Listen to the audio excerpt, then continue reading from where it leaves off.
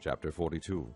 Then all the army officers, including Johanan son of Kareah, and Jezaniah son of Hoshaiah, and all the people from the least to the greatest, approached Jeremiah the prophet, and said to him, Please hear our petition, and pray to the Lord your God for this entire remnant.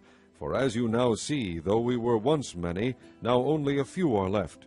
Pray that the Lord your God will tell us where we should go, and what we should do. I have heard you, replied Jeremiah the prophet. I will certainly pray to the Lord your God as you have requested. I will tell you everything the Lord says, and will keep nothing back from you. Then they said to Jeremiah, May the Lord be a true and faithful witness against us if we do not act in accordance with everything the Lord your God sends you to tell us. Whether it is favorable or unfavorable, we will obey the Lord our God, to whom we are sending you, so that it will go well with us, for we will obey the Lord our God. 10 days later the word of the Lord came to Jeremiah. So he called together Johanan son of Kareah, and all the army officers who were with him, and all the people from the least to the greatest. He said to them, This is what the Lord, the God of Israel, to whom you sent me to present your petition, says. If you stay in this land, I will build you up and not tear you down. I will plant you and not uproot you, for I am grieved over the disaster I have inflicted on you.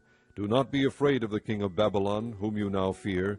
Do not be afraid of him, declares the Lord, for I am with you, and will save you and deliver you from his hands. I will show you compassion, so that he will have compassion on you, and restore you to your land. However, if you say, We will not stay in this land, and so disobey the Lord your God, and if you say, No, we will go and live in Egypt, where we will not see war, or hear the trumpet, or be hungry for bread, then hear the word of the Lord, O remnant of Judah. This is what the Lord Almighty, the God of Israel, says.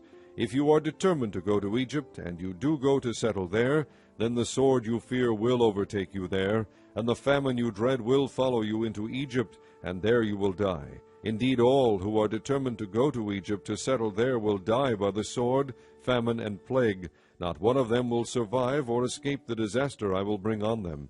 This is what the Lord Almighty, the God of Israel, says. As my anger and wrath have been poured out on those who lived in Jerusalem, so will my wrath be poured out on you when you go to Egypt. You will be an object of cursing and horror, of condemnation and reproach. You will never see this place again.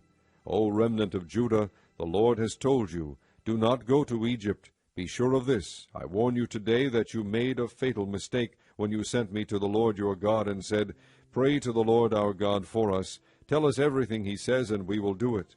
I have told you today, but you still have not obeyed the Lord your God in all he sent me to tell you. So now be sure of this. You will die by the sword, famine, and plague in the place where you want to go to settle.